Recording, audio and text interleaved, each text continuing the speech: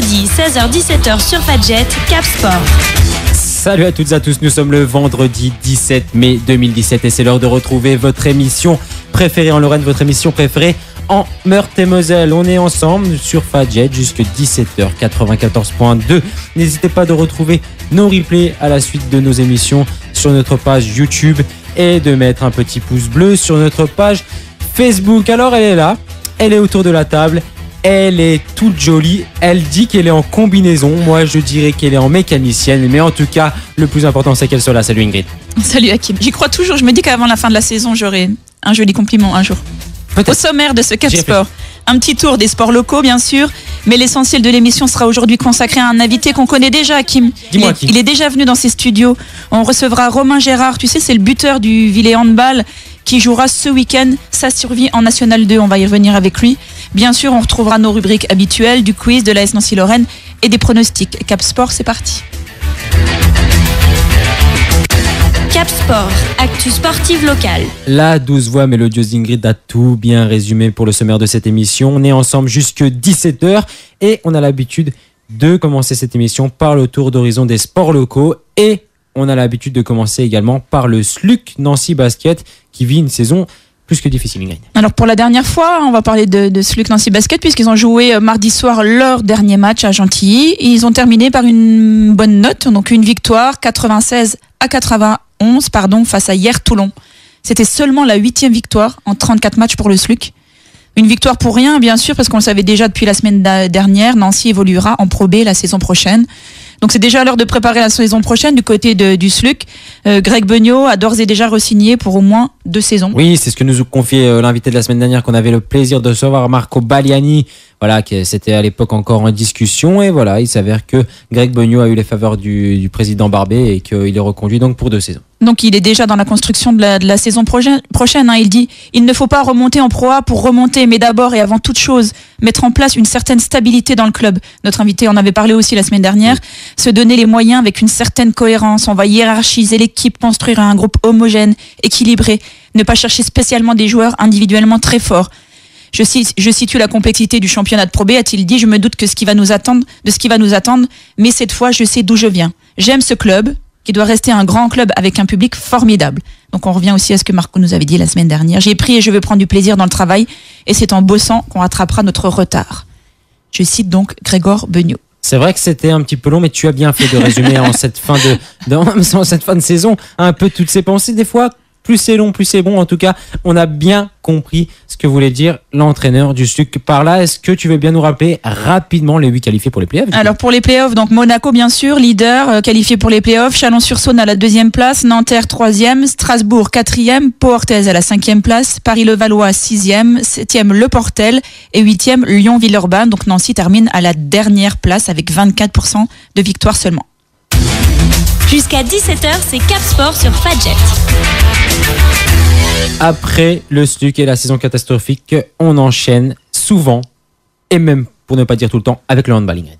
Alors le SLUC c'est catastrophique, le handball c'est mi-figue, mi-raisin, je me hasarderais bien à cette expression. En plus, ils ont joué contre une équipe que tu adores prononcer.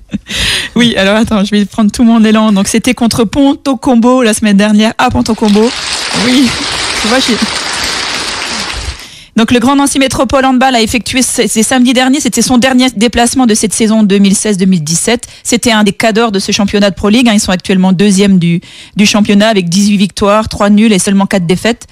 Donc ce qui les emmènera en demi-finale des playoffs. Eh ben les Nancéens ont été pas loin de créer l'exploit. Ils sont inclinés seulement de 2 petits buts. Donc les Nancéens finiront leur saison, c'est ce soir à 20h30 au Palais des Sports de Nancy-Vendeuvre. Et le Grand Nancy Métropole Handball reçoit la Lanterne Rouge Saint-Gratien. Donc ils espèrent offrir un dernier beau spectacle à leurs fidèles supporters et dire aussi au revoir de manière convenable à beaucoup de joueurs qui vont aller voir d'autres horizons. Fidèles supporters dont tu feras partie? Ce soir, pourquoi pas, oui. Vendredi 16h-17h sur Fadjet, Cap Sport. Que serait notre tour d'horizon des sports locaux sans le football, Ingrid, et la CFA2? Alors, il y avait des matchs le week-end dernier. Agno s'est imposé 4-3 face à Sarreguemines. Bicham s'est imposé sur son terrain 3-2 face à Sarre-Union. La réserve de Metz est venue éclater la réserve de l'AS Nancy-Lorraine 4-1. Strasbourg s'est imposé sur son terrain 3-0 face à Strasbourg-Vauban. Lunéville a écrasé Forbach 4-0 suite aussi au match qui est de précédemment face en demi-finale de Coupe de Lorraine. Donc ils ont remis le couvert. Ilzach Modenheim s'est incliné sur son terrain 6-2 face à Prix-les-Mézières. Pagny-sur-Moselle et Schiltigheim se sont séparés sur un score nul d'un but partout, Ingrid, à noter. Oui, j'avais choisi comme toi de revenir donc, sur la victoire de Lunéville sur Forbach 4-0. Donc c'était la deuxième en une semaine après leur victoire en Coupe de Lorraine. Forbach devra lutter jusqu'au bout pour son maintien et il jouera ce week-end, ce sera pas facile, face à Haguenau. J'avais noté aussi le match nul de Pagny face au leader Schiltigheim. Donc c'est vraiment une belle opération. Donc déjà d'aller faire un match nul chez le leader, de recevoir le leader, pardon. Cependant, ils sont encore pas sauvés. Accroche-toi bien, Hakim, parce que tu vas encore dire que t'as rien compris. Alors explique bien à tous nos chers auditeurs en ce début d'émission. Alors ils ne sont pas sauvés. Pourquoi ? Parce que Forbach pourrait encore leur passer devant s'ils venaient à battre Haguenau et que Pagny, pendant le même temps, si Pagny perd, a pris les Mézières dans le même temps. Car D'accord. Forbach a l'avantage du goal average particulier. C'est-à-dire qu'ils ont été défaits 1-0 à l'aller, mais qu'ils ont gagné 3-1 au retour. Donc ils ont l'avantage du goal average particulier sur Pagny. Alors, Pagny va devoir faire attention à Prix-les-Mézières avec leur attaquant, Ingrid, Mokake.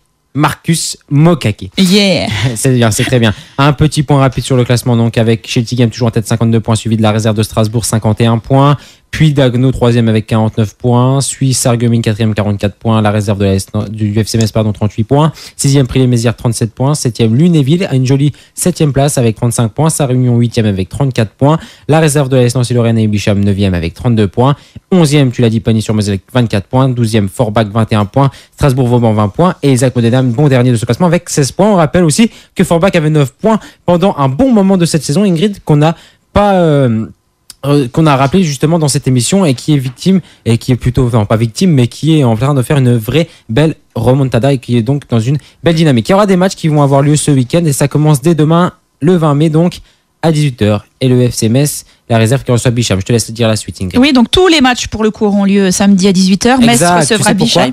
Pour pas qu'il y ait de truandage. Ouais, parce que maintenant ça va vite. Oui, parce que maintenant quoi ? Ça va vite. Non, mais c'est vrai que par exemple Forbach et Haguenau pourraient s'arranger si en cas de défaite de Pagny. Schiltigheim recevra la réserve de Nancy, Forbach recevra Haguenau, on en a parlé, Sarreguemines recevra Strasbourg, Vauban-Strasbourg recevra Ilzach Modenheim, Prix-les-Mézières recevra Pagny et Sarre-Union recevra Lunéville. Vendredi 16h-17h sur Fadjet, Cap Sport. Pour clôturer ce tour d'horizon des sports de l'actualité locale, on finit par le football donc et la division d'honneur. Alors il y avait des matchs qui avaient lieu le week-end dernier, je vais les récapituler très brièvement, Ingrid. Concentre-toi sur les petites choses que tu as notées par rapport à cette journée de championnat. Donc Amnéville s'est imposé sur son terrain 3-0 face à Bar-le-Duc, Trémery s'est imposé dans le même temps 2-0 face à Sarreguemines, Taon s'est incliné sur son terrain face à Magny 2-1. Thionville sur son terrain s'est également incliné 4-0 face à la PMS. Saint-Dié s'est incliné sur son terrain face à Champignol, on va y revenir. Épinal s'est imposé sur son terrain 3-2 face à Saint-Avold. Épinal qui confirme aussi sa belle saison du côté des Vosgiens. Et Neuve-Maisons a pris une panse face à Gerville 7-0 à Nottingham. J'avais noté l'incroyable victoire de l'Espoir pour Champignol 2-1 à Saint-Dié, c'est quand même dingue. Oui, très, donc très les Champignolais les voilà sortis de la zone de relégation et qui ont leur destin entre leurs mains. J'avais noté aussi Jarville qui atomise Neuve-Maisons 7-0. Jarville qui physiquement là est fin prêt et qui finit en trompe sa saison. C'est rajouté le physiquement et fin prêt, hein. C'est par rapport à la prépa ça. Oui, exactement. Tu l'emporteras pas au paradis. Trop bien. Dimanche il y aura des matchs. Tout le monde joue à 15h. Tu sais pourquoi, Kim ? Pour pas qu'il y ait des truanderies. Parce que ça va vite. Ça va vite. Allez, vas-y. Champignol recevront donc dans sa lutte pour la survie. Ça va pas être évident. La réserve d'Épinal. Saint-Avold recevra Neuve-Maisons. Thionville recevra Sarreguemines. Bar-le-Duc recevra Trémery. Magny recevra Saint-Dié. Jarville recevra Amnéville. Alors que la PMS recevra Taon. Et un petit point sur le classement avant de clôturer. Donc, c'est le tour d'horizon des sports locaux avec 24 journées disputées pour tout le monde. C'est les 2 dernières journées qu'on attaque. Ingrid, 6 points à distribuer. Amnéville est toujours en tête avec 54 points, suivi de Trémery, 52 points. Un pronostic, Ingrid ? Tu vois, par exemple, là, Amnéville se déplace à Jarville. On vient d'en parler, en pleine bourre. Pour moi, rien n'est joué encore. Hein. Et par rapport aux équipes qu'on suit, Meurthe-et-Mosellane, surtout, tu viens de le dire, Jarville 7e avec 33 points, qui n'a plus rien à jouer, mais néanmoins, à cœur de montrer aussi qu'ils ne sont pas à leur place en division d'honneur. Et donc 12e Champignol qui est sorti de la zone de relégation suite à sa différence de but avec 21 points, suivi par Saint-Dié 21 points également, et Neuve-Maisons qui est déjà condamné avec 12 points. Des matchs ô combien importants. Ingrid, un pronostic? Champignol, Saint-Dié, Champignol, Saint-Dié, Saint-Dié, Champignol? Pour moi, Saint-Dié, puisque la Champignol, ils ont quand même 2 matchs compliqués. D'abord, là, avec la réception d'Épinal, je pense que ça va être compliqué malgré tout. Cap Sport, actu sportive locale. Alors Ingrid, tu le disais bien au sommaire de cette émission, on a le plaisir de recevoir pour une deuxième fois Romain Gérard, numéro 4 et cadre de cette équipe du Villiers Handball qui évolue donc en National 2. En National 2, ils reçoivent Mulhouse-Rixheim à 20h30 dans le chaudron du COSEC Marine-Marvinte. C'est un événement baptisé par eux-mêmes le maintien, sinon rien. Romain Gérard, salut.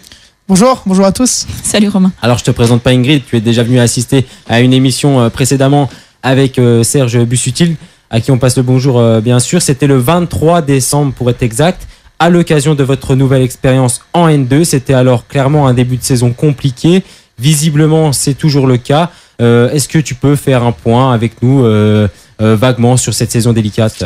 Donc du coup, la dernière fois que j'étais venu vous voir, il me semble qu'on était à 5 matchs, 5 défaites. Donc on était assez en mauvaise posture, je dirais. Et donc du coup, suite à ça, il y a eu un petit sursaut d'orgueil. On a commencé à mieux jouer, à mieux s'entraîner. Et donc du coup, on a petit à petit grimpé des places au classement. On est sorti de la zone de relégation. Donc du coup, pour ne plus être relégable jusqu'à encore aujourd'hui, nous ne le sommes plus. Nous sommes à égalité de points avec l'Urvillers. On a la chance d'avoir le goal average particulier sur eux. Donc c'est quand même quelque chose. On a fait 2-3 perfs durant la saison, mais on manque de régularité, on manque de constance, dû à peut-être un manque d'investissement, un manque de rigueur et surtout un manque de concentration de la part de tout le collectif durant toute une saison complète. Comme j'ai dit, ça se reflète dès le début de saison par la prépa où on a manqué de rigueur, de concentration, de présence pour certains. Et donc du coup, ça se sent tout de suite. Et si jamais on est amené à perdre ce week-end, ce que je ne pense pas, ce que je n'espère pas, on pourra s'en mordre les doigts parce qu'on aura loupé le coche sur beaucoup de matchs. Est-ce qu'on peut dire que c'est les joueurs qui, suite à leur double accession, ont un peu attrapé la grosse tête, ou alors rien à voir et c'est quelque chose de différent? Vous vous dites, voilà, on a atteint un niveau assez conséquent dans le handball local et vu qu'on ne peut pas faire mieux, on a un peu tendance à se relâcher? Je pense pas que ce soit la prétention d'avoir pris la grosse tête. Je pense surtout que c'est de l'autosuffisance, je pense. Parce qu'au final, on a été beaucoup. Quand on avait déjà fait l'ascenseur il y a 4 ans, en N3, jusqu'à peine, on a beaucoup été critiqué. On s'est dit Villiers, ça se casse la gueule, etc. De ça, on a monté un projet avec des nouvelles personnes. On est remonté en N3, on est remonté en N2. Je pense que suite à ça, on a quand même donné une image du club et on a surtout montré à tout le monde qu'on avait les capacités pour le faire grâce à une force collective assez importante. Et donc du coup, suite à cette accession N2, je pense qu'on s'est dit que les joueurs qui découvraient ce niveau pour la plupart, voire la quasi-totalité cette année, on s'est peut-être dit, voilà, on est arrivé à un stade où on ne pourra peut-être pas évoluer au-dessus, donc du coup, on va galérer et tant pis pour nous, on va jouer le ventre mou, voire le bas de tableau pour se maintenir, alors que on a les capacités largement pour jouer le milieu de tableau, quoi. Alors Ingrid, juste avant que tu poses ta question, moi je vais revenir sur quelque chose de très rapide. On vous surnomme, j'ai pu lire quelquefois, les rois des nuls. Entre parenthèses, bien sûr, 6 matchs nuls, c'est beaucoup dans une saison. Comment est-ce que tu peux expliquer ça? C'est très rare quand même dans le handball. Alors c'est extrêmement rare. J'avoue qu'on est quand même avec Metz Handball les deux à être à 6 matchs nuls, ce qui est quand même très peu commun. Voilà, on a des matchs nuls qu'on doit largement gagner, des Plopsheim où on a le match en main à la mi-temps et on se fait revenir à la fin. On loupe le dernier penalty, voilà, qui est synonyme de victoire. Tant pis, on fait match nul. Je pense à des matchs nuls comme Saint-Brice où on est mené tout le match et les 5 dernières minutes, on est à moins 4 à 5 minutes de la fin, on revient à match nul. Donc là, c'est plus des matchs nuls en synonyme de victoire. Mais durant la saison, je pense qu'il y a eu des matchs nuls, plus de matchs nuls synonymes de perte de points plutôt que de gain de points, je dirais. Alors comment t'expliques toi cette fébrilité? C'est en fin de match? C'est physique, c'est dans les têtes, Je pense qu'il y a c'est un peu tout mélangé. Je pense que durant le début de saison, c'était un manque de physique parce qu'on n'avait pas fait une prépa, je pense, conséquente. Donc du coup, le manque de physique faisait que on démarrait très bien les matchs, mais on les finissait très mal. Du coup, on se faisait rattraper.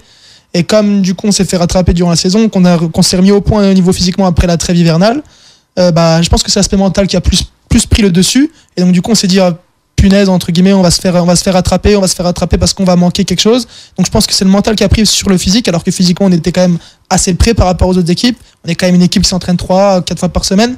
Et il y a des équipes qui s'entraînent 1 à 2 fois. Et donc du coup, on reste quand même dans un contexte physique où on doit être supérieur aux autres équipes. Mais je pense que durant la deuxième partie de saison, le contexte mental a plus joué qu'autre chose. C'est en tout cas ce qu'on a pu constater, Ingrid, nous qui nous sommes rendus, c'est vrai, sur ce terrain où pendant une mi-temps vous les avez littéralement explosés. C'était face à Cernay, il me semble, Ingrid. Ouais, c'était exactement ça. C'était un très bon match, un très bel enjeu à voir. À la mi-temps, Tu t'es même laissé Plus aller à suite. quelques confidences avec le président. Tu t'es dit, bon, là, c'est fait. Oui, parce Et que finalement, oui, voilà. effectivement, à la mi-temps, on avait croisé le président. J'ai dit bon, là, il y a plus de match, c'est dommage pour nous. Puis finalement, je crois que je vous ai porté la poisse. Ouais. Ça fait C'est partie peut-être de ça ces- aussi. Ah, on s'en rappellera souvent de ce match-là où on est à +8, où on avait préparé le match très très bien toute la semaine et le coach nous avait dit prenez-les d'entrée de jeu, ils ont beaucoup d'absence, c'est maintenant qu'il faut le jouer. Première mi-temps parfaite, défensivement, offensivement, montée de balle, contre-attaque. Un gardien sur un Un nuage. gardien sur un nuage, exactement. Et voilà. Et on a vu l'expérience de Cerné revenir petit à petit, ils ne sont pas affolés.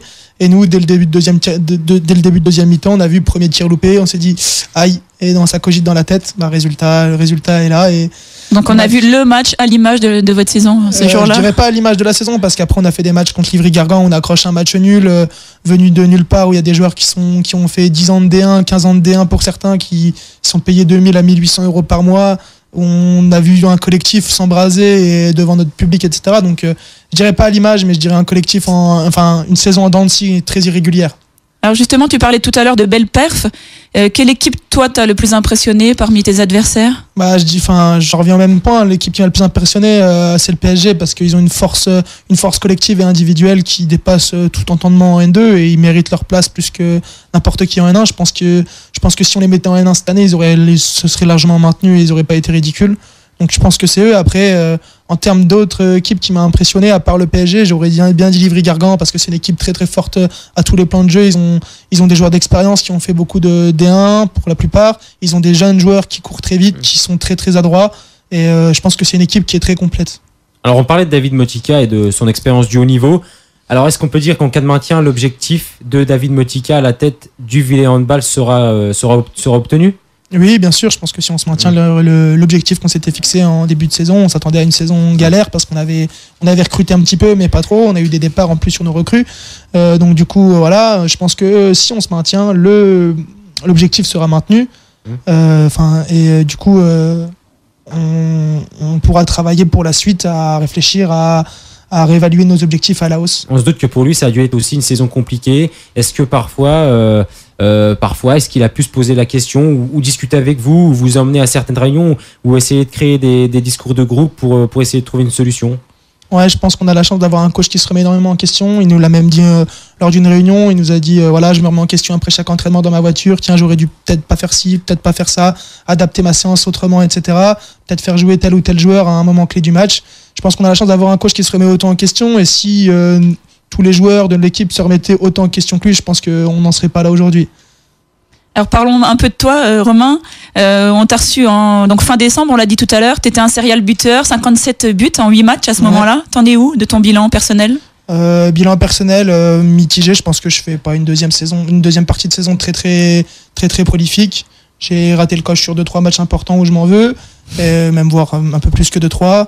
Voilà. Après, je fais mon maximum à chaque match. J'essaye d'apporter un plus sur mon côté, même si malheureusement à l'aile gauche on dépend pas mal du jeu des autres. Donc du coup, il y a des matchs où on peut rien toucher, des matchs où on peut tout toucher. C'est aléatoire.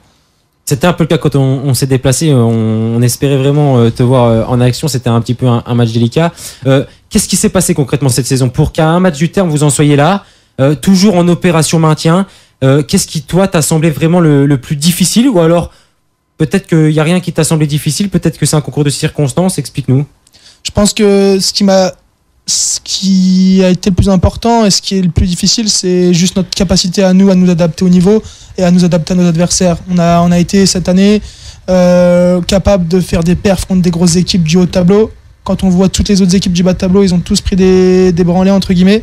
Donc voilà, et quand nous maintenant on a joué le bas de tableau, on s'est adapté à leur niveau de jeu, on s'est adapté à leur bonhomme, et donc du coup on n'a pas pu avoir le rendement espéré qu'on avait lorsqu'on jouait les grandes équipes. Et c'est ça le problème. Je pense que en fait le principal problème, c'est pas de jouer en N2, c'est pas les autres équipes, c'est principalement nous et notre force collective. L'année dernière, on avait cet engouement, cette puissance collective qui dépassait de loin toutes les autres équipes contre qui on avait joué, alors qu'on était en dessous individuellement à chaque poste. Aujourd'hui, on a normalement la même base, les mêmes valeurs, mais elles ne se retranscrivent pas en match. Et quand tu montes d'un niveau, quand les joueurs sont plus expérimentés, sont plus intelligents, sont plus forts physiquement, techniquement, des fois ça passe pas. Et voilà, les résultats en découlent. Tu disais tout à l'heure hors antenne, si je peux me permettre, que c'était vraiment pas votre place, objectivement, que vous méritiez largement d'être beaucoup mieux classé que ça dans cette Nationale 2. Je pense, parce qu'avec tout, par exemple, si on prend tous nos matchs nuls et qu'on qu'on aurait dû concrétiser ces matchs nuls en victoire,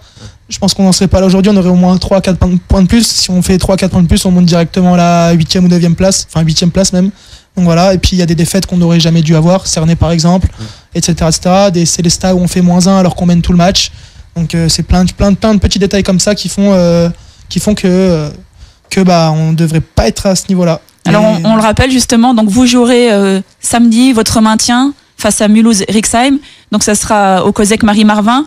En championnat, vous vous êtes imposé face à Mulhouse. Ouais, on a fait c'était notre deuxième victoire à l'extérieur. Nettement, on avait gagné 9 buts, on avait préparé ce match, notre coach avait fait venir depuis ce match-là jusqu'à la fin de saison un préparateur mental pour nous aider, qui nous aide maintenant à chaque week-end, etc., avec des petits discours, etc., pour nous mettre en confiance individuellement, collectivement. Donc c'est pour dire que le coach remet en question, qu'on a fait tout pour se maintenir et pour augmenter nos résultats. Et donc du coup, suite à ça, on a fait un très très gros match. On a retrouvé cette envie collective, cette rage qu'on avait l'année dernière quand on est monté.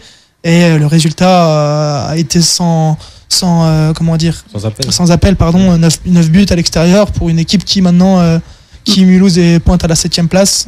Donc ça veut dire que jouer contre Mulhouse, votre maintien, c'est plutôt une bonne nouvelle. Vous êtes confiant? Je dirais une bonne nouvelle. On est confiant parce qu'en fait, suite à la défaite contre Saint-Brice-Courcelles il y a plus d'1 mois, on a fait une réunion et on s'est dit qu'il fallait qu'on en remette 2 fois plus à l'entraînement. Et donc depuis ce jour-là, on fait des entraînements qui sont nettement plus intensifs, tant sur le plan physique, sur le plan mental et sur le plan technique. Et ça fait depuis maintenant 3 semaines qu'on s'entraîne dur, qu'on s'arrache, que chacun a mis sa fierté de côté, chacun a mis son ego de côté. Tout le monde est sur le pied de guerre. Tout le monde est sur le pied de guerre, du coach aux joueurs. Et donc du coup, ça a failli payer contre Cernay, on a fait -2. Jouer là-bas, c'était très compliqué. On a fait un match, on va dire, correct dans l'ensemble, mais des petites erreurs individuelles et collectives ont fait qu'on a laissé passer la victoire. Mais on va dire que Mulhouse est largement prenable chez nous, dans notre chaudron, avec un COSEC en feu. C'est la victoire est obligatoire, même si on n'a plus notre destin entre nos mains, malheureusement. Alors, tu as l'air de bien te souvenir de cette rencontre. Je rappelle le score, 28-19, c'est le score où vous êtes imposé. C'est cela. Faudra bien sûr rééditer la même performance. Est-ce que tu as, tu viens bien de le rappeler, mais est-ce que tu as quelques ingrédients que tu sais qu'il est sûr que vous aviez mis lors de cette rencontre? Tu parlais d'une belle cohésion, d'une force de groupe. Est-ce qu'à ce moment-là, tu l'avais vraiment ressenti comme ça? Ouais, bien sûr, on était sorti de ce match confiant. On s'était dit, ça y est, on a retrouvé, ça y est, le déclic est fait, etc. On s'était dit, on a retrouvé cette envie, cette rage, ce jeu... cette capacité à se projeter vite vers l'avant, ce qui fait notre force, enchaînement contre-attaque, montée de balle, engagement rapide, où on épuise notre adversaire, une sorte de rouleau compresseur un peu à la PSG qui étouffe leur adversaire au fil du match, etc. Et on avait retrouvé cette sensation-là et cette envie. Et des fois, malheureusement, sur les autres matchs, ça a pêché, on l'a pas retrouvé à tous les matchs. Et on est en fait dans un continuel questionnement, on se dit mais pourquoi? On est plus dans l'incompréhension qu'autre chose, quoi. En tout cas, vous n'êtes pas mort. Ingrid. Alors, est-ce que le groupe est au complet? Tu dis que tout le monde est sur le pied de guerre. Est-ce que votre équipe est au complet pour livrer bataille samedi? Alors, elle sera au complet, je pense. Notre gardien qui était en mononucléose est revenu à l'entraînement lundi. Donc, logiquement, il devrait être sur le pied. On a un autre qui était en partiel qui ne pouvait pas être là la semaine dernière est revenu à l'entraînement aussi. Donc, tout le groupe est au complet. Voilà, 2-3 petits bobos, mais ça devrait être bon. Et pour 60 minutes de jeu, les bobos seront oubliés largement. Alors je le rappelle, on est toujours avec Romain Gérard, numéro 4 et 4 de cette équipe du Villers Handball qui évolue donc en National 2.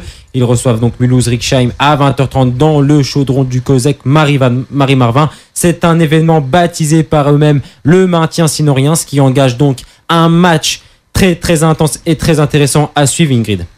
Oui, bien sûr. On avait pu constater par nous-mêmes que ce nom-là, le chaudron de Marie-Marvin, c'était pas galvaudé. Ouais, c'est vrai. Une jolie ambiance pour... Ouais, un petit COSEC, mais très garni et vraiment très sympa en tout cas de s'y rendre. Donc justement, on a une question par rapport à ça à la fin de cette interview, on la garde un petit peu. En cas de maintien, je viens de rappeler l'événement, donc en cas de maintien, on se projette un petit peu, Romain, avec toi. Comment le club, d'après toi, va devoir-t-il faire pour améliorer sa saison prochaine? Donc en cas de maintien, je pense que le coach va peut-être s'appuyer sur des personnes qui vont venir d'autre part, ou il va avoir une personne supplémentaire à ses côtés, par exemple un coach adjoint pour avoir un œil différent, un avis extérieur qui pourra justement apporter ces détails techniques individuels sur les séances d'entraînement, sur les joueurs, etc. en question. Donc je pense que ce sera un plus. Je pense aussi également que le coach fera une prépa qui ne sera pas du tout la même que la saison passée. Il reprendra beaucoup plus tôt il demandera un investissement beaucoup plus exemplaire. Et je pense que tous les joueurs en ont conscience de ça. Et puis, je pense un recrutement intelligent, recruter là où on a besoin de joueurs et on a besoin de monde. C'est un petit peu, tu disais tout à l'heure, tu rappelais que vous étiez amateur et que justement vous êtes tributaire de ces joueurs qui passent des partiels. Mais là, l'idée dans ton discours, c'est un petit peu de professionnaliser finalement un monde qui reste amateur. Le problème, c'est quand on évolue à un niveau quand même assez, on va dire, assez haut dans l'amateurisme, il y a plusieurs solutions où le club est entre guillemets riche et il peut payer des joueurs, donc du coup en attirer beaucoup, et il peut attirer des joueurs d'expérience, donc du coup de très bon niveau, où il n'a pas le choix, il a pas de sous et il doit former des joueurs issus de son propre club. Chez vous, on est dans cette deuxième option ? On est dans cette deuxième option. Il y a 5 ou 6 joueurs qui évoluent en N2 qui sont formés au club depuis tout petit. Donc voilà, c'est quand même assez révélateur de la formation villaroise et on en est fiers de ça. Par contre, on n'a pas les fonds nécessaires pour aller recruter, aller chercher des joueurs qui sont payés, comme on a pu le voir en N2 cette année, 2000 à 1800 euros sur certains joueurs. Et donc du coup, on n'a pas la capacité pour faire ça. Donc malheureusement, on est obligé de s'appuyer sur des joueurs qui jouent pour, on va dire, le maillot, qui jouent pour cette envie de se surpasser pour le club dans lequel ils ont signé. Ça, c'est plutôt aussi honorable, je veux dire. C'est peut-être aussi ce qui fait en sorte que vous ayez un collectif ou je veux dire, une bonne entente au sein du groupe et qui fait que à l'heure actuelle, rien n'est fait et que dans ces moments-là, l'esprit de groupe peut aussi se révéler justement face à Mulhouse. Ingrid. Alors, quel est l'avenir du coach Motika à Villers ? Est-ce que c'est tributaire de ce maintien ? Non, je pense pas. Je pense qu'il abandonnera pas et je pense qu'il restera encore au club, même si on est amené à défendre. On n'en a pas parlé encore entre les joueurs et lui. Je sais pas s'il y a eu un discours entre les dirigeants et lui, mais il nous a dit clairement que si on se maintenait, il restait, et que si on descendait, il voit pas pourquoi il partirait. Et l'avenir du président ? L'avenir du président, il a encore un mandat de 2 ans à faire, je crois, donc du coup il doit continuer encore, mais non, c'est pas, le président n'est pas encore prêt pour arrêter. Je pense qu'au prochain mandat, il arrêtera de lui-même parce qu'il est peut-être un peu fatigué et qu'il y a peut-être un changement à faire, je sais pas, mais on verra. Et l'avenir de Romain Gérard, comme ça on aura fait le tour ? Mon avenir il est encore au Villain de Bâle, je pense, pour un petit moment. Quelle que soit l'issue du match de Quelle que soit l'issue du match, je pense, je travaille pour ce club, je suis salarié dedans, j'y suis depuis tout petit. Alors, justement, tu as du sang Villarois qui coule. Tu as du sang Villarois. On sait que tu t'occupes aussi des réseaux sociaux. On le rappelle, la Villers HB Club. Il y a aussi Villers Handball Club Photo. En tout cas, c'est un club qui est aussi beaucoup sur les réseaux sociaux. Ingrid, on peut les suivre chaque semaine. Énormément de stages, beaucoup d'organisations, beaucoup d'engouement autour de ce club. Alors, une soirée dansante. Une soirée dansante, la promotion à la fin, si tu veux. Est-ce qu'il y a des festivités de prévues, particulièrement sur ce match qui vous attend dès demain ? Des festivités, c'est-à-dire des événements organisés au sein du COSEC même, je sais pas, des choses distribuées au public, des choses. Lors du match là, on a mis un code couleur, c'est jaune et noir. On a plusieurs parents qui ont organisé des banderoles, des drapeaux, etc. On les avait déjà l'année dernière, on va les ressortir. On a pas mal de tambours, de poètes qui ont été réapprovisionnés pour justement faire de plus en plus de bruit. Je pense que le COSEC sera pire que chaud bouillant. Je pense qu'il fera bon de venir au moins une bonne heure avant parce que sinon les places seront chères. Et sinon, suite à ça, il y aura pas d'événements spéciaux d'organiser à part comme d'habitude une buvette sur place, une tombola, etc. Mais voilà. Est-ce que tu as quelque chose à rajouter, à dire peut-être aux 2-3 supporters qui auront la chance de pouvoir venir compléter ce chaudron qui sera forcément déjà garni ? Est-ce que tu as un appel à faire par rapport à ces supporters ? Ouais, je pense que si vous voulez venir voir un match crucial et si vous avez des valeurs villaroises et si vous aimez le club, la ville, le dynamisme que propose ce club, je pense que vous serez pas de trop. Et pour gagner un match, on dit souvent qu'on est 12 sur le terrain, mais en fait on est 13 parce que le public qui nous porte est super important. Et comme dit notre slogan, c'est là qu'il prendra tout son sens.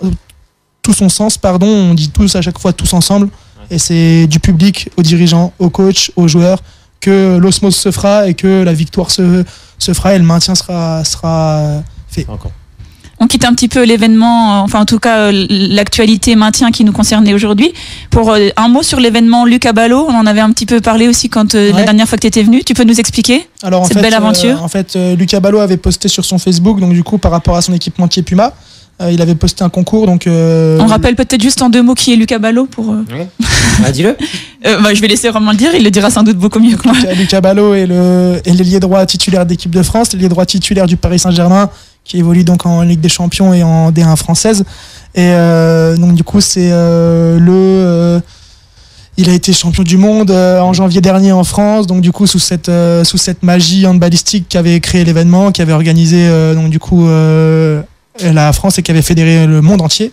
Et donc du coup, suite à ça, il avait créé durant ce mondial, il avait créé donc un concours. On devait voter au nom d'un club, donc du coup de son club ou du club que l'on voulait soutenir. Et le premier club à arriver en tête des suffrages avait la chance de voir Lucas Ballot arriver pour une journée, 1 heure, 2 heures, enfin pour voir Lucas Ballot débarquer pour le club dans ce club. Et donc du coup, nous avons remporté, on va dire assez haut la main parce que les pourcentages étaient, il y avait une petite différence d'écart quand même, et ça représentait un nombre important de votes. Et donc du coup, il viendra dimanche 11 juin 2017 au Parc des Sports de Vendeuvre pour faire une séance d'animation de 2 heures. Donc du coup, pour du coup animer une séance, on ne sait pas encore sur quelle catégorie, on la définira bientôt, incessamment sous peu. Mais voilà, donc du coup une grande fierté d'avoir pu gagner ce concours, et du coup on remercie d'ailleurs tous les votants, parce qu'on sait très bien qu'il n'y a pas que les gens pas que les gens de Villers, même que les gens du handball. Je sais que monsieur Hakim avait voté grâce à et Ingrid avait voté aussi pour nous. Donc du coup grâce à ça, et nous on veut remercier tout le monde, et c'est pour ça qu'on invite tout le monde, et tout le monde est invité au Parc des Sports pour aller voir ce champion du monde. Et voilà. Ça montre aussi la belle cote de sympathie que vous avez autour de en tout cas, on l'a bien ressenti. Hein. Oui, complètement. On a été très bien reçus là-haut. Oui. Hein, on tient à le dire. Ah oui, vraiment. Tant mieux. Une bonne petite quiche et une bonne petite boisson. Mais vraiment, c'est très agréable. C'était très sympa. Tant mieux. Jusqu'à 17h, c'est Cap Sport sur Fadjet. Alors, on peut se quitter, Romain, sans faire ton portrait China. C'est la petite nouveauté. Tu n'en l'avais peut-être pas fait encore quand tu étais arrivé. C'est arrivé dans les semaines qui suivaient. Alors, Ingrid Alsicol. Alors, si tu devais choisir, si tu devais incarner un autre sport que le hand, lequel aurais-tu choisi ? Le tennis. Tu pratiques ? Ouais. Est-ce que tu suis quelqu'un en particulier ? En tennis ? Non, j'aime bien tout. Après, j'admire beaucoup Roger Federer pour sa classe et le talent qu'il incarne à chaque fois quand il joue. C'est super beau à voir. C'est très classieux. Donc, je suis assez fan. Bientôt Roland Garros en plus, Ingrid. Ouais, oui, c'est plus il y sera Roger pas. Federer ou... Non. Oui, moi, j'entends toujours dans le discours de Romain les valeurs. Toujours, et vraiment, il incarne ça, Roger Federer. Moi, je suis Roger Federer à mort. T'allais si tu allais me demander si j'étais plutôt Federer ou Nadal. Oui. Tu me connais encore pas. Disparité entre Federer et Nadal. Mais il sera même pas Roland Garros. Non, il y sera pas. Pour ce qu'il incarne, Federer, bien sûr. Mais je dis pas que Nadal n'incarne rien de bien. Hein.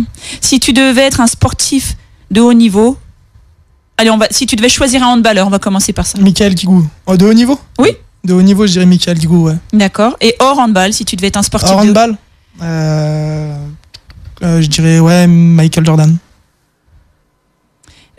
Quand tu étais enfant, quel était ton idole ? Guigou, toujours. J'ai été toujours très impressionné par ce joueur parce que je trouve qu'il a pas des qualités athlétiques super grandes, il saute pas très haut, il est pas grand, il est pas très costaud physiquement, mais par contre, qu'est-ce qu'il est bon dans tout ce qui est vision de jeu en termes de technique. C'est un joueur qui représente la classe, un peu Roger Federer du handball en fait. Quand il joue, c'est très propre, il y a aucune perte de balle, c'est le tir, il est calculé au millimètre, il est dosé et tout. Et je trouve que, dans la vie, quand on le croise, il est super sympa, super droit, super juste. Et je trouve que c'est. Tu as eu la chance de déjà le rencontrer. Non, mais je sais qu'il y a eu des amis à moi, un ami qui l'a rencontré la semaine dernière parce que du coup, qui joue en N1 à Sarrebourg, ils ont joué contre la réserve enlevé de rideau de la D1 et ils ont croisé Guigou qui était blessé durant le match et ils ont pu parler avec et c'était un gars super avenant et tout. Donc ça conforte tout ce que je dis et ça confirme tout ce que je pense de ce bien de cette personne. Pardon, vas-y. Non, vas-y, à toi l'honneur. On sait que tu as moins de 30 ans, alors est-ce que tu pourrais nous citer un événement sportif qui t'a marqué lors de ces 30 dernières années ? Les 30 dernières années ? Ouais. Un événement sportif qui soit collectif, individuel. Allez, nous sors pas la Coupe du Monde 98 de football. Dis-nous quelque chose de différent. Non, c'est vrai. C'est quand même ce qui a marqué. Oui, après, il y a aussi la génération handball. Après, si je reste dans mon sport, je dirais le mondial de hand qu'il y a eu cette année, parce que du coup, ça a fédéré un nombre incroyable de personnes. Hors handball, sur les réseaux sociaux, dans la vie de tous les jours, etc. On a vu un nombre incalculable de gens se mettre au hand, et même nous, on le ressent quand on va faire du hand dans les écoles et quand moi j'y vais. Les gens, ils nous parlent des experts, ils connaissent tout, ils connaissent quand même pas mal de noms maintenant, alors qu'avant, on disait Jackson Richardson, on connaissait juste lui et pas les autres de l'équipe, alors que maintenant on en connaît 4, 5, 6. Et donc du coup, je trouve que cet événement, la pub qui a été faite autour de cet événement, l'organisation, tous les bénévoles mis en place, tous les stades remplis, etc., je trouve que ça a été une réussite de toutes parts. Et ça prouve que ce sport-là a de l'avenir et qui fédère de plus en plus de personnes. Donc ça a fait du bien au handball, c'est un peu tes mots. Toi qui t'occupes aussi des jeunes enfants, donc du côté de Villers, est-ce que tu sens ça, une croissance d'inscrits ou... Ouais, une croissance, une envie, et puis surtout des étoiles plein les yeux de la part de nos gamins handballeurs qui se rêvent à porter ce maillot de l'équipe de France, qui se rêvent à croire à devenir comme des Lucas Ballot, des Valentin Port, des Nicolas Karabatic, et ça c'est tout à fait honorable, et c'est du coup grâce à eux que le handball peut se porter à merveille. Non, j'allais dire la phrase qui blesse. Non, moi je dis juste que, alors tu vas me dire ce que t'en penses, mais à trop gagner, du coup, ça devient plus exceptionnel. Tu vois, quand on parle de souvenirs marquants, les gens parlent toujours de la victoire en Coupe du Monde de foot, parce que c'est quelque chose d'exceptionnel. Les handballeurs, à trop les voir gagner, tu vois, je crois que je me suis surprise à pas sauter dans mon canapé lors de la dernière Coupe du Monde. Parce qu'on entendait. C'est la question qui dérange, mais ils gagnent toujours, en fait. Non, mais je conçois totalement ça. Après, je pense que Après, je signerai des deux mains pour que les footeux gagnent à chaque fois aussi. Voilà, mais le problème, c'est que je pense que le foot est un sport beaucoup plus populaire qui rassemble beaucoup plus de personnes. Donc déjà, si on gagne une Coupe du Monde, c'est quand même un événement. Parce que si on prend les chiffres, il y a beaucoup plus de footeux que d'handballeurs. Donc du coup, percer dans le foot est beaucoup plus dur. Donc du coup, gagner une Coupe du Monde, c'est l'événement majeur. C'est comme être champion olympique. Si on nous demande de préférer être champion du monde ou champion olympique, on répondra champion olympique parce que c'est le titre suprême. Donc je pense que la Coupe du Monde de foot, c'est vrai que au foot, c'est l'événement qui va marquer le plus au monde, qui va rassembler le plus de personnes. Après, moi, vu que je suis dans mon sport, moi, je sais que l'équipe de France, depuis qu'elle gagne tout, à chaque fois on se dit c'est pas possible de gagner autant, et on se dit en fait on est en plus en admiration qu'autre chose, parce qu'on dit mais quand est-ce qu'ils vont s'arrêter là. On sait que ça va s'arrêter un jour, mais on se dit quand, en fait, et c'est ça qui est, je trouve, super. C'est une vitrine d'être en haut aussi de l'affiche tout le temps, finalement. Exactement. T'attends beaucoup d'eux, mais ils sont toujours là, donc je suis désolée, j'ai non, c'est bien. non mais il y a pas de souci, je l'ai pas du tout mal pris. Quel est ton meilleur souvenir, toi, en tant que handballeur? Moi, en tant qu'handballeur, c'est la montée l'année dernière en National 2. Donc du coup, c'était un très gros souvenir, un chaudron de 400 personnes, on pouvait même plus rentrer, les gens étaient debout, ils étaient debout sur les barrières, enfin, c'était jaune et noir de partout, et c'était ça. Je pense que ce sera jaune et noir de partout. Je vais dire, s'il y a maintien samedi, est-ce que tu penses que les émotions peuvent égaler? Ouais, je pense que les émotions peuvent égaler, car à ce niveau, on aspire à y être encore l'année prochaine, et on veut tellement pour tous les bénévoles, pour tous les supporters qui nous ont suivis cette année, qui nous ont soutenus dans cette saison de galère. On le sait, on en est conscient. On n'a pas gagné beaucoup cette année, on n'a pas gagné beaucoup à domicile.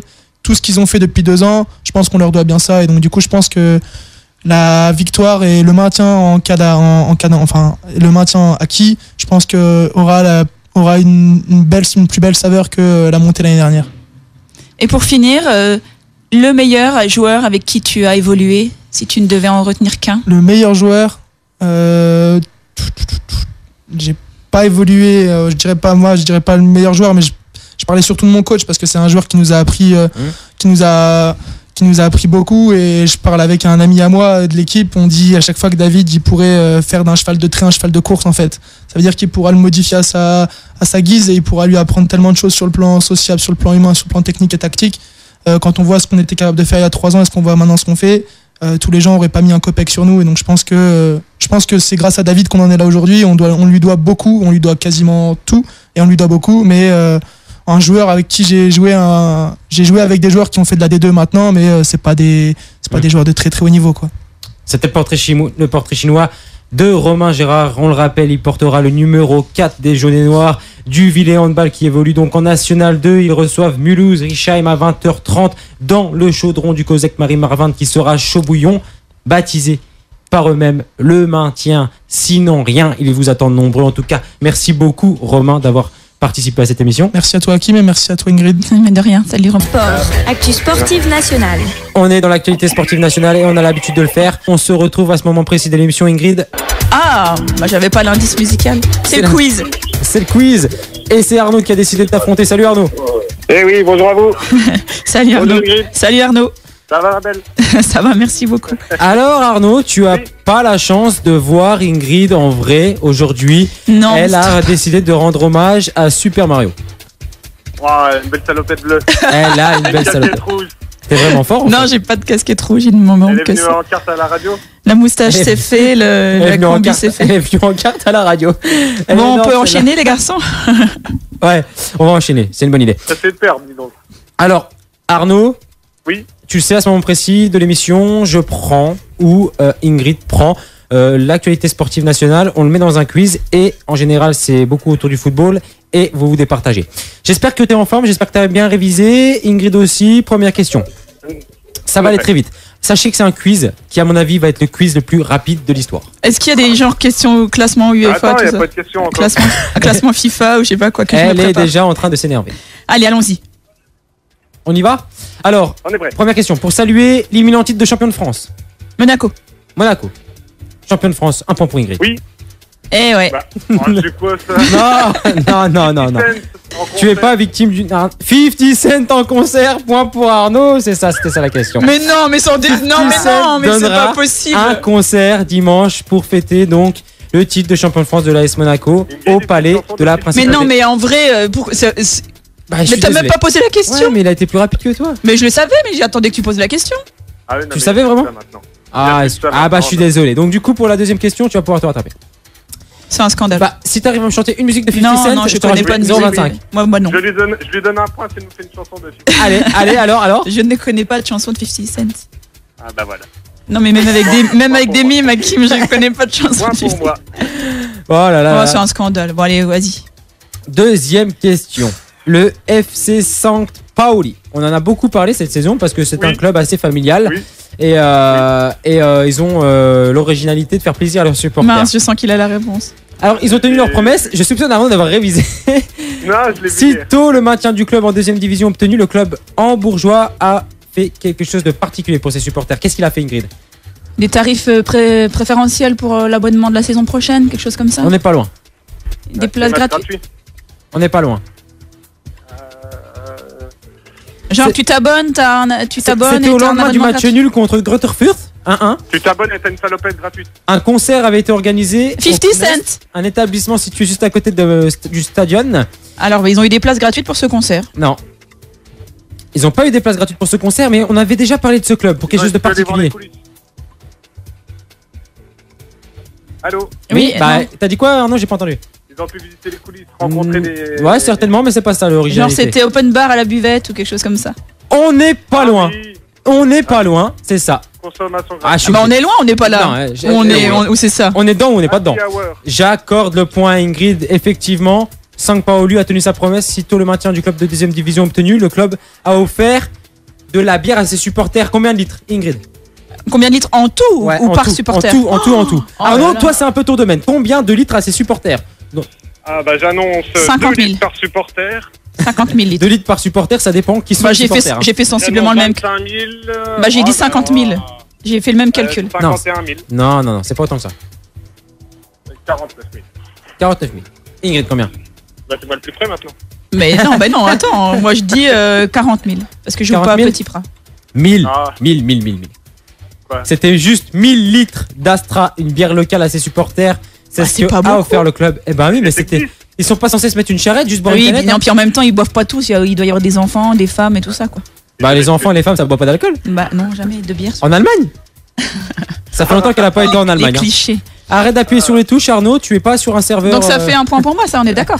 Ça fait un point Deux pour toi. même, parce que Bah. la réponse plus la bière. Tu lui es carrément passé devant. Oh. Troisième question. Ça s'est passé en Attention. Espagne. Ça s'est passé en Espagne. Oui. On a salué la victoire en championnat d'une équipe de jeunes de moins de 14 ans. Qu'est-ce que cette équipe avait de particulier? C'était des filles. C'était des filles. Et donc, qu'est-ce que ça avait de particulier? Il n'y avait pas de garçon. Si, il y avait des garçons. Ah, Ah. C'était que des filles. C'est une équipe de filles. C'était une équipe de filles. De 13 ans. Et donc, Ils ont remporté un championnat régional cette Pourquoi saison en Espagne. Oui. Devant devant que Que des des équipes hommes de garçons. devant que des équipes de garçons. Point pour Ingrid. Et ouais. Cette saison en Espagne, devant 13 autres équipes constituées presque uniquement de garçons, l'exploit s'est déroulé dans la province de Lérida. Tu connais, Arnaud? Oui, j'étais en vacances l'année dernière. Voilà, l'AEM a profité du règlement de la Fédé espagnole qui autorise les clubs à participer aux compétitions jusqu'au du même sexe jusqu'à l'âge de 14 ans. Donc une équipe de filles qui a écrasé 13 équipes constituées de garçons. Ingrid, t'aimes bien? Oui, ben je demande à voir parce que moi qui suis assez sceptique sur le foot féminin, oui. Ouais, tu demandes à voir. Ouais, je demande. En tout cas, c'est en plein développement. Je pense que la génération de ces jeunes filles qui vont arriver sera peut-être encore Meilleure, plus performante que Arnaud, celle-là t'as déjà eu l'occasion d'aller voir des matchs féminins? Oui. Qu'est-ce que ça donne? Parce que Ingrid l'a j'ai- clairement dit devant tous les auditeurs, hein, elle est pas fan, hein, je te le dis. Ah non, Ce que moi j'ai je... vu, c'était pas terrible non plus. Voilà. Mais je pense que ça s'est démocratisé de plus en plus d'adeptes, et donc forcément le niveau sera de plus en plus. T'as dit adepte. J'enlève un point. Pas de mots compliqués sur l'antenne Fadjet Radio. 4e question. 3 points pour Ingrid, 1 point pour Arnaud. Celle-ci, je la sens bien pour Arnaud. C'est une question, attention. C'est pas si évident que ça. C'est pas du chiffre. Que vient de lancer la Fédération portugaise de football? Un nouveau maillot? Non. Un nouveau sponsor? Non. Que vient de lancer là? Un nouveau championnat. Lancement du championnat. On parle d'équipementier, pardon. Non. Une pub. Non. Donc C'est un peu en rapport avec le fonctionnement du championnat, mais c'est pas tout à fait ça. L'arbitrage Nombre de vidéo? descentes et de montées. Non, c'est pas ça non plus. L'arbitrage vidéo? Non plus. Un système de barrage? Non. L'arbitrage par défi. Non, c'est pas ça non plus. On parle Par du rapport à championnat l'arbitre. portugais? Non, c'est. Oui, ça concerne l'arbitre, Arnaud. On parle de championnat portugais? Non. Oui. Il sera C'est équipé. la Fédération portugaise qui a mis ça en place. Ça concerne Il sera équipé d'un l'arbitrage. micro? Non. Peut-être qu'il l'est déjà, mais c'est pas ça l'histoire. La vidéo. C'est pas la vidéo. La goal line. C'est pas la goal line. 5 arbitres. C'est pas 5 arbitres. 2 arbitres sur le terrain. Non plus. Au milieu. Non plus. 3 arbitres sur le milieu. Non. Est-ce qu'il aura un équipement particulier? Est-ce que c'est matériel? C'est matériel, mais c'est pas un équipement. Oui. C'est matériel, mais c'est pas un équipement. C'est bien, c'est une bonne chaussures. recherche. C'est une Des bonne chaussures recherche. par rapport à tes C'est chaussures. pas des chaussures. C'est sa son tenue, maillot. son short, son maillot, Ton slip. Il aura un casque. Qu'est-ce qui caractérise Un souffle les arbitres? Le sifflet. Où? Les cartons. Carton. Il y a un carton. Il y aura un bleu, nouveau carton. Un bleu. Alors un carton intermédiaire entre le jaune et le rouge? Un carton orange. Non. C'est pas loin, Vert et c'est rouge. pas loin, vous chauffez. Vert et rouge comme le Portugal. Est-ce que ça sera un carton Un sanction? carton blanc. C'est un carton non sanction, justement. Un carton Blanc. récompense, genre? Fair play. J'ai entendu le mot, Arnaud. J'ai entendu le mot, Blanc Arnaud. pour le fair play. J'ai entendu le mot. Fair Et play. t'as dit quelle couleur? Blanc. Je suis obligé d'accorder la totalité des points, Ingrid. Je suis désolé. Ouais, j'ai T'as fait dit, toutes les démarches. carton bon comportement et ça Je vaut pas. m'explique. La Fédé portugaise a annoncé sur son site la mise en place du carton blanc qui viendra récompenser les attitudes correctes sur le plan Eh de ben. l'éthique sur le terrain. Ce carton pourra être tendu aux joueurs, aux entraîneurs, mais aussi au public. Il Supporters. sera appliqué à partir de la saison prochaine sur tous les matchs de jeunes et interassociations dans un premier temps. Je trouve ça génial. Tu trouves ça comment, Ingrid? Je trouve ça top. Arnaud, tu trouves ça comment? Toi qui étais plus du genre à prendre des cartons. Non mais tu vois par exemple récompenser le bon comportement Ouais. de supporters ou Est-ce de que ça va parents. pas inciter dans- Je ne pas après les arbitres. Dans un système de compétition, à vouloir Ouais, être le mais numéro surtout chez les gamins quoi, pour tu vois récompenser le bon comportement de parents ou de. Je trouve ça génial. un. T'as aimé ma question? Ouais, vraiment. Et par contre j'aime beaucoup moins que quand je dis ce qui récompense les bons comportements, tu donnes un point à Arnaud. Mais Ouais. Et la couleur et le. toi s'il était fair play, il dirait j'accorde le point à Ingrid écoute, et il aurait un petit après- carton blanc. Mais toi, t'as fait toute J'ai la deux- démarche. J'ai 2 points de retard, il n'y a pas de fair play. T'as des brèches et Toi, t'auras Arnaud, jamais- il a concrétisé. T'auras jamais carton blanc toi. Qui? Ah, je m'en fous. Alors que moi, plein. Moi, j'en aurais plein. 3 pour Ingrid, 2 pour Arnaud. 5e question. Alors là, cette question, c'est une question de rapidité. Je suis sûr, je connais les intervenants sur la radio, que vous avez la réponse dans Ben Arfa. moins de 10 secondes. Ben Arfa. Si vous l'avez en plus de 10 Valbuena, secondes, on, Benzema. coupe, on rend l'antenne. Bon, là, attends la question. Actuellement à la lutte pour son maintien en CFA. Oui. Il y a un club de football qui vient d'être acheté par une star du mannequinat français. Oui je sais c'est Baptiste Giabiconi. Là. Oui, Malgebot, connais pas. Oui. Baptiste Ah, Giabiconi. Baptiste Giabiconi. Non genre tu vas me dire c'est pas ça qui vaut un point. Non, c'est pas ça qui vaut un point, c'est le club. Niort. Niort. Oh là là, En non, CFA. c'est moins 2. Mais non, mais Baptiste Giabiconi, tu m'accordes Rodez. un point. Tu dis qui, Arnaud? Rodez. Pas loin. Sur ça. Pas loin géographiquement. À combien de Ingrid, kilomètres à 430. Ouais, Je- c'est dans le Cotentin. Moi, je n'ai eu Dieu que Alors, pour sachez Baptiste qu'ils sont Giabiconi. actuellement à la lutte pour en CFA. En CFA, on a appris l'identité du nouveau repreneur, Baptiste Giabiconi. Ils ont joué plus haut. Ils ont été Giabiconi, pour votre information, il est né à Marignane. C'est un mannequin, Arles-Avignon. chanteur. Ah, Karl Lagerfeld a annoncé. Qui? Cassis. Qui Cassis. Non. Arles-Avignon. C'est dans ce coin-là. Martigues. Istres. Martigues. C'est Martigues. Point Ah, pour ouais. Ingrid. Quelle couleur les maillots de Martigues, Ingrid? Jaune et rouge. Ah, bien. Sans Mais attends, erreur. j'ai Bien, eu bien, j'ai eu bien. des Et- albums Panini toute ma jeunesse. hein. La chauffe pas trop, Arnaud, parce que je rajoute des points à chaque fois qu'elle a une bonne réponse. Hein. Combien de places le stade? Non, non, non. Combien de places le stade de Martigues? Ah, c'est un Ça, petit c'est une stade. question comme ça, c'est offert pour les. 12 000. 11 500. Ingrid t'aurait encore battu. C'est un truc de dingue. Je t'ai vu, j'ai Elle de la s'arrête chance. plus, elle s'arrête plus. Donc je vais mener le front de mes activités de comédien, mannequin et chanteur. Mais je compte bien m'organiser pour m'investir à 300% dans le club et développer la marque FCM, la communication, amener de nouvelles ressources. Les sponsors sont déjà prêts pour nous rejoindre sur France Bleu Provence, c'est ce qu'il a expliqué. C'est vouloir faire monter Martigues en Ligue 2 d'ici 2022. Sachez que c'est un club qui a évolué dans l'élite, Arnaud. Hein. Toi, Oui, t'as oui. peut-être connu, toi. Oui. Oui, oui, en témoigne Je mes le albums connais. Panini, oui. Tu connais? On avait les mêmes. 4-2 pour Ingrid. 4-4. Ça veut dire qu'il peut pas me rattraper. Bah, 6ème question à 3 points.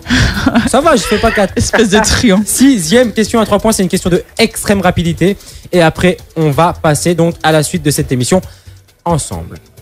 6ème question. Moi aussi. Tu peux rester là avec nous. Il s'agira de pronostiquer pour la Nancy-Lorraine une brève analyse. Tu es le bienvenu. 6ème question. Tout juste parti de son poste. De Halran. Quoi? Quel entraîneur français vient de signer au Galtier. Qatar au club d'Al Gharafa Galtier. après être passé sur le banc de Nice, de Lille, de Cannes, Duel. de Marseille, de Sochaux, de Metz, d'Auxerre, de Nancy Gilly. et de Montpellier? Bernard Gilly. Jean-Pierre. Jean Fernandez. Jean Fernandez. Non. C'est le point pour Non. Ingrid qui jubile dans le vestiaire, j'allais dire. Elle a quand même pas enlevé sa salopette. Non, il faut trop Non, de temps c'est pour, il faut compliqué. trop de temps pour enlever la salopette, j'allais dire la balayette. Eh, elle t'a littéralement explosé je l'ai laissé. sur le ring. Elle t'a laissé de Bonne marbre. fête, Ingrid. Merci C'est pour ta beaucoup. fête, hein. Oui, c'est bien. Merci, Ah. c'est un peu en avance, mais merci beaucoup. C'est un peu en Ah, avance. bah oui. Oui, c'est le 2 septembre. Ah. C'est l'anniversaire Ah du oui. Jojo. Ah, c'est l'anniversaire du Jojo, exact. On embrasse tous les Jojo. Enfin, non, surtout le nôtre. Arnaud, avant de te laisser, vu que tu t'es fait enrhumer, je ne suis pas sûr de te le demander, mais allez, sans aigreur, Oui. est-ce que tu peux nous livrer ton pronostic pour le match qu'attend la Nancy-Lorraine dès demain? 21h. Oui, 1-0 pour Saint-Etienne. 1-0 pour Saint-Etienne? Oui. C'est dur, c'est vraiment dur. 1-0. Ah, mais- 1-0 pour Logique. Saint-Etienne. Ingrid est en train de noter. On le sait que Bordeaux et Marseille jouent des matchs importants face à nos concurrents directs. Tu me l'as Surtout dit Marseille. hors antenne. Marseille fera le boulot. Bordeaux va-t-il faire le Oui. boulot? Bordeaux, ça va être plus compliqué, je pense. Bon, écoute, selon Arnaud, Bon. Ingrid, on est mort.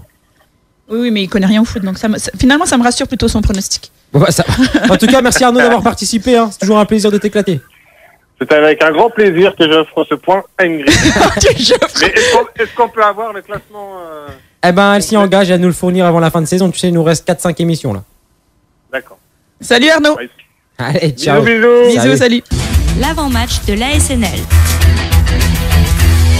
C'est bientôt l'heure de la fin d'émission. On se retrouve bien évidemment la semaine prochaine. Mais avant ça, on ne peut se quitter sans Ingrid. Une page particulière, une page comme on a l'habitude de le faire en cette fin d'émission concernant la S Nancy-Lorraine qui affrontera donc Saint-Etienne à 21h dès demain. Est-ce que tu as des informations à nous livrer concernant cette fabuleuse équipe des Verts? Fabuleuse équipe des Verts qui a pris 5-0 contre Paris Saint-Germain. Et on le sait face à ce résultat dans la semaine face à Monaco. Alors des infos exclusives peut-être pas, mais bon en tout cas on sait qu'ils n'ont plus rien à jouer. Hein. Pour eux l'Europe n'est plus à portée de main. Évidemment ils sont largement maintenus, donc on peut espérer que voilà qu'ils se donnent pas à fond contre les Nancéens. Après ils n'ont pas d'intérêt non plus à nous laisser gagner. Hein. En tout cas, c'est que tout est possible pour les Nancy-Lorraine. Oui, tout reste possible. C'est déjà un miracle en soi vu on vu est la d'accord. saison. Hein. Vu la saison, vu le match à Dijon, Nancy a encore un tout petit espoir de jouer les barrages. Donc déjà, c'est déjà un miracle en soi d'aller à Pico en se disant que tout n'est pas joué samedi soir. Je sais pas ce que t'en penses, Hakim. Bien sûr, je pense que c'est déjà un miracle, mais moi je vais être encore plus dur que toi parce que sur l'ensemble de la saison, je vais même dire que si la S Nancy-Lorraine descend, pour moi ça serait pas un scandale. Ah mais pour On moi est non d'accord. plus. Te hein. dire que les enfants aiment à Pico voir du grand nom, du grand joueur et des grandes équipes, certes, mais se maintenir en Ligue 1 pour toujours avoir des maintiens à la dernière minute, jamais des victoires faciles, jamais du beau jeu sur la pelouse de Pico, bah voilà, je comprends pas vraiment l'intérêt finalement.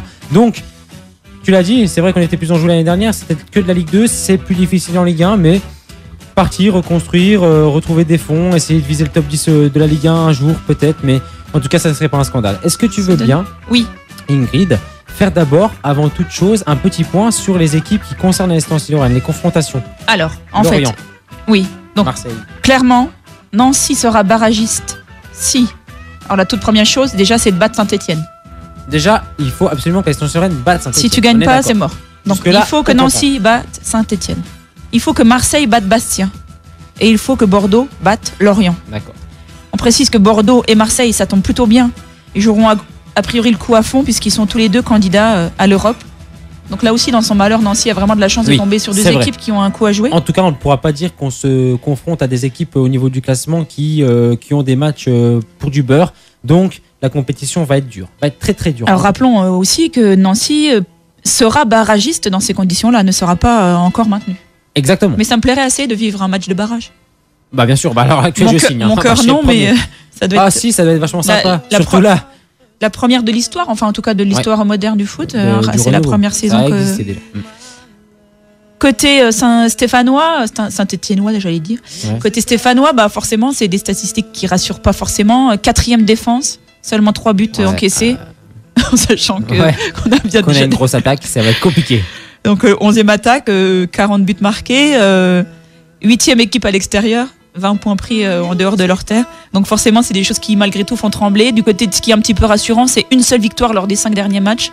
C'est une grosse défaite, 5-0. Ils ont pris complètement l'eau la semaine dernière face au PSG. Donc si on doit se mesurer, tu vois, nous on en a pris qu'un par rapport à Paris. Oui, ils en ont pris 5. Ouais. Donc j'en déduis qu'on est le plus fort. Voilà. Et qu'on va les battre. Voilà, t'as raison. Alors vu forcément, comme ça, c'est pas mal. T'as vu, j'aime bien ces analyses. Et d'un coup, on a le moral et là, qu'est-ce qu'on fait dans notre automobile, dans notre jardin? Eh ben, on est tout content de se rendre au stade Marcel Picot dès demain, 21h, où la Nancy-Lorraine affronte l'ogre stéphanois des années 70-80, un petit peu plus compliqué maintenant. Et un peu de départ aussi pour Galtier. Ça serait dommage qu'il fête son départ chez nous, hein, ma petite Ingrid. Et est-ce que tu as quelque chose à rajouter par rapport aux Stéphanois? Bah, tu disais tout à l'heure que pour les gamins, c'est la Ligue 1, c'est des belles stars à voir à Picot, forcément. Enfin voilà, voir des Amouma, des Monet Paquet, des Loïc Perrin. Monet Paquet. Quoi? Oui. Et Loïc Perrin, qu'est-ce qu'il est beau. Allez, on les enjaille. Loïc Perrin? Ah oui, c'est le plus beau joueur du championnat de France. Non. Ah si, à mon goût. À chaque fois qu'on joue une équipe, dedans il y a le plus beau joueur du championnat de France. Faux. Tu te moques de moi ou quoi? Faux. Ah non, c'est vraiment Loïc Perrin, je crois. Ah j'ai déjà dit ça d'un autre? Ah bah oui, tous. Gourcuff. Qui c'est qu'on a joué dernièrement? Cavani. Enfin bref, tous. C'est tous des beaux joueurs. Ah non, pas Cavani. Non, pas Cavani. Non. Cap Sport, les pronostics. C'était Lavezzi. C'était Lavezzi. Les pronostics en cette fin d'émission, Ingrid, on peut se quitter sur les pronostics. On rappelle que Arnaud, le joueur de quiz qui s'est fait laminé. Laminé. Oui, on peut le dire. A pronostiqué 1-0 pour Saint-Étienne. Toi, quel est ton pronostic? Moi, je dis 1-0 pour Nancy.